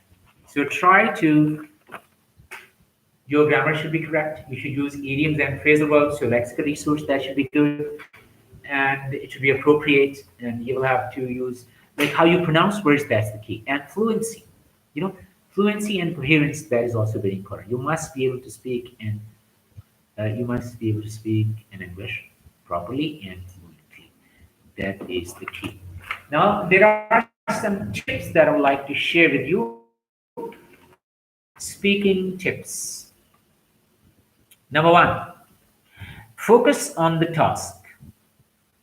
Think what the examiner is asking you. Respond precisely to the question or topic. If the examiner says, speak about teenagers, and you start telling about my uncle, and you can say that my uncle is 47, and like you start, that teenagers are 13, 14, 15, 16, 17, 18, 19. So 13 to 19 is teenage. Your uncle is 47, he is not a teenager. Don't waste your time on that. To the point. Answer should be to the point. Listen to the examiner and answer the questions. What the examiner wants to know. Speak clearly. Sit up straight. Talk directly to the examiner. Do not be afraid to make eye contact. Eye contact, that's the key. This is called paralanguage. One is language that you are giving an answer. The other is called paralanguage. Number one, when you enter your gate, G-A-I-T, gate, the manner in which you walk. You should walk with confidence. Number two, when you come, you sit. Maintain an erect posture. Maintain an erect posture so that the examiner, you are attentive to the examiner. Number three, your voice is loud. You should speak louder. Don't shout, but it should be louder so that the examiner understands what you are saying. And yes, if you apply for a recheck and your audio, or if the head examiner supervises your test, your audio should be audible. At least the examiner should be able to understand what you're saying. Speak loudly. Don't shout, but don't yell, but speak. So that make sure that you're heard. Don't waste preparation time writing out full sentences. Make notes of just your key ideas. Laugh. Do this before you meet the examiner. On your way to the speaking test, tell yourself a joke or think of something funny. Start to laugh harder, laugh louder, and talk to somebody who is your friend and you feel good when you talk to him. So that's a good idea. It will also push air into your lungs and help you speak better. Perhaps, people around you may think you are crazy, but you are there to do well in your test, not to impress people with your sanity. So try to speak, talk to your friends, and that's a good idea. Smile. Smile is the best form of communication. Smile at the examiner. This will put both you and the examiner at ease, that's good. Don't try to memorize answers in advance. Some people try to cram. Don't go for this. You can't get a good score if you just cram the answers. Examiner can change questions. If he feels that you're learning this question by heart, he will change the topic. So then you'll be in hot waters. You'll be in difficulty. So don't. Learn English and learn to speak English fluently. That's the only way. Pay attention to the verb tenses. You may need to talk about the past, present, and future. About your childhood. If the examiner said, tell me about your childhood, you will have to use past tense. Tell me about your typical day. You will have to use present tense. Like I get up in the morning, I go to office, I come back, I spend time evening, I watch television, I play cricket. So that will be present tense. Ask the examiner to repeat or explain the question if it is unclear. Don't worry. Don't hesitate. You can ask the examiner, could you? But don't say, can you repeat that, please? Say, could you repeat that, please? Because can you repeat it? Say, that will be insulting. And similarly, if you want to say no, don't say, I will not. I will not is also insulting. I'm sorry, I can't. I'm afraid I can't. So that's a good idea. Instead of saying, I won't, I will not. That's insulting. That's not. It's impolite. How can you study for your speaking test? Talk to yourself. That's a very good approach. Talk to yourself. When you walk down the street, pay attention to the things around you. What do the buildings look like? The roads, the school, the hotels, the shops, your friends, your home, like all these roads, streets, everything. Make up stories you can about your childhood, about the happiest day in your life, about the saddest day in your life, that even everything went wrong. Make some stories and then practice them. Make your daily plans. Like how do you spend your typical day? Monday, Tuesday, Wednesday, Thursday, working day, morning to evening.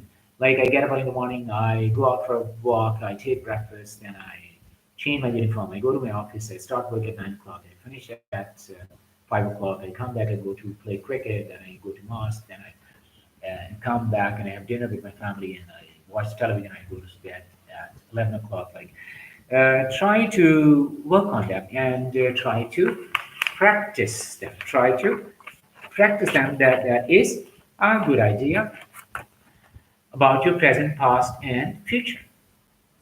Think about your job, like my job, what you have to do, job description, your colleagues, your office, your skills, your degrees, what was the inspiration behind it, like you can work. Similarly, your interests, your likes, your dislikes, you can work on that too. And you can also talk to everyone you meet. Everybody. Talk to everyone you meet. And similarly, make notes, explain the opinions, and remember you're being marked on speaking abilities, not on your knowledge. Your knowledge is not important. Your speaking ability, that is important. And listen to native speakers. Practice your routine, your childhood, your future plans, your friends, your family, your home, your education, your job. Similarly, you can also work on your everyday life, your Sundays, your interests, your area of interest, your specialization, what you want to do next, where you want to go, like all these things. You can keep a diary, you can make notes, work on it, improve your vocabulary, check your grammatical errors if you're making, try to use phrasal verbs in your speech, and get your speaking topics, especially record your speaking topics and send it to your teachers, and you should get yourself assessed.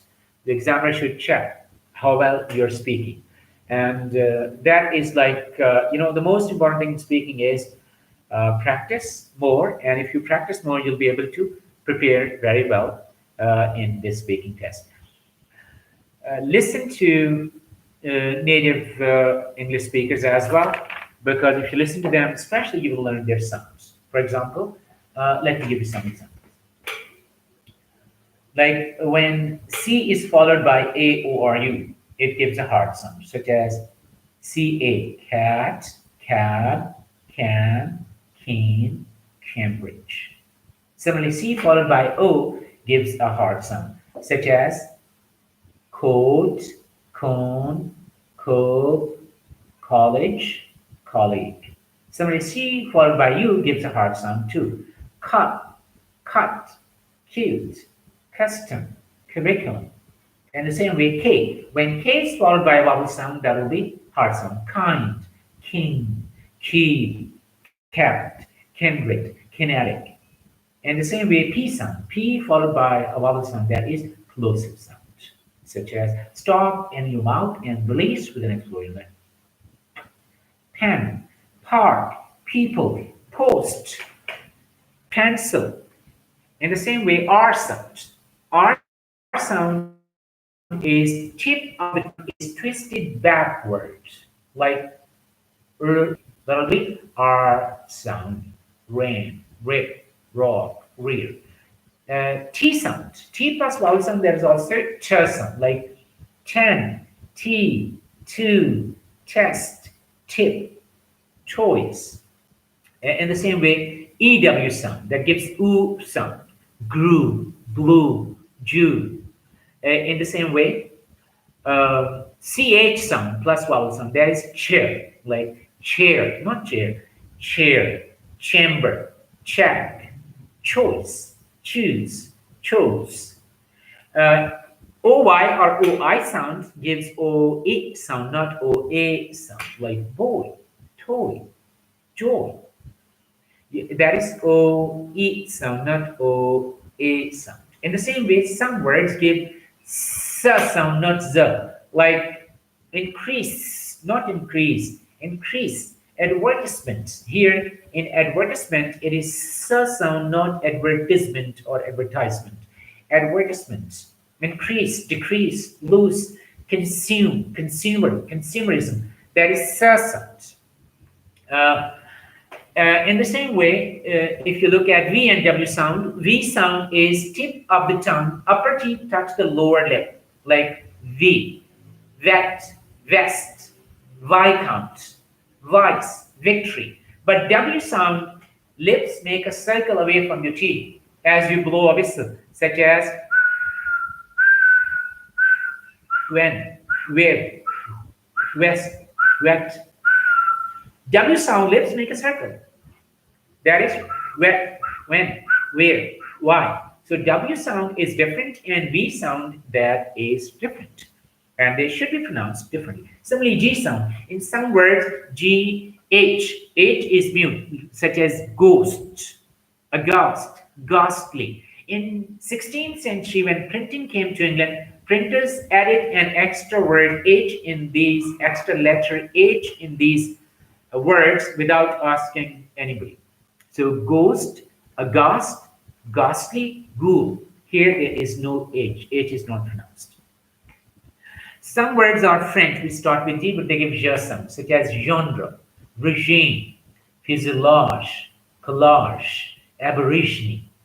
Here these words, they give J sound, as we say measure, measure. They give J sound. It is like when you are speaking, native speakers, they speak the R sound. In British English, R towards the end is not pronounced, such as I am a teacher, teacher, teacher. He's a doctor, doctor. She's a writer, she's a writer. So doctor, writer, teacher. And similarly, American and British English, there are also some differences, such as O sound does not exist in British English, in American English, like God, God, caught, fall, tall. Americans say God, fall, tall. In the same way, Americans T sound, when T is sandwiched between two vowel sounds, Americans pronounce it as D sound, like writer, writer, Twitter, letter, bitter, butter. Instead of saying write, letter, better, it becomes letter, better, Twitter. So that T sound is changed into D sound.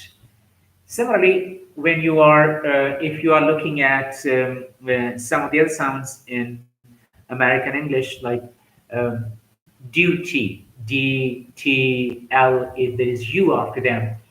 In British English, it's aluminium, student, annual, duty. But in American English, that becomes duty, aluminium.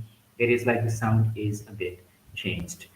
And if the word, some words end in ILE, like mobile, reptile, senile, uh, in American English, I sound is dropped, like it becomes sanal, rectal, fertile.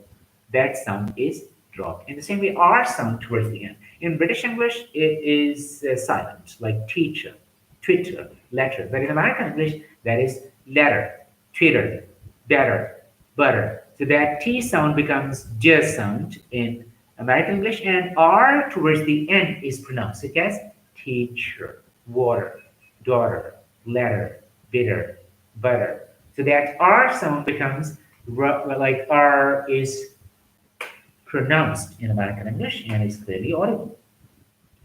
Similarly, there are some other differences in American and British English. That is, a sound, vertical sound becomes lateral, such as past, past, fast, fast, cast, cast, half, half, branch, branch. Like, in a British English, it's vertical. Your mouth opens like a fish, as a fish opens its mouth. Fast, past, cast. But American English, they pronounce it as fast, fast. Like lower jaw, you can put your two fingers here, fast, fast, cast. Like that is a bit different as compared to American English.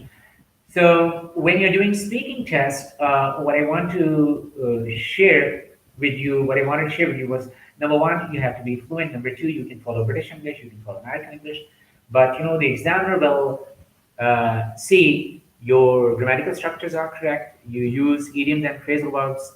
You have enough vocabulary.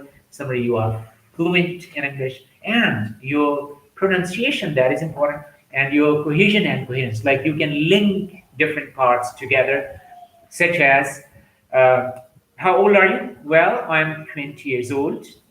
You want to add another point so you can link it. In other words, I was born in 2000. Then you want to add one more point, so use some sort of transition words or linking words or some joining words. You can say, to be precise, on the 31st of March. So how old are you? I'm 20 years old. I was born in 2000. To be precise, in other words, so how old are you? I'm 20 years old. In other words, I was born in 2000. To be precise, on the 31st of March. So here, like how you move from one to another and to the third one, but all are to the point, relevant, and you have linked them together. So try to practice speaking and focus more on your speaking and listening, reading, and writing. So today I have discussed number one, I've given introduction to IELTS, and number two, then I've discussed all the four skills: listening, reading, writing, and speaking. And now I hope that you will find these points useful. You can also give me feedback. And next videos will be about different skills, individual skills. Now, next lectures will be about, for example, listening, reading, writing, and speaking, separate lectures. And then we will work on question types, like in listening question types and reading, what are the question types, how to solve those question types. So I wish you best of luck. Take care of yourself and your dear and near ones. Have a nice day. And thank you very much for watching. Hope to see you again very soon. Goodbye.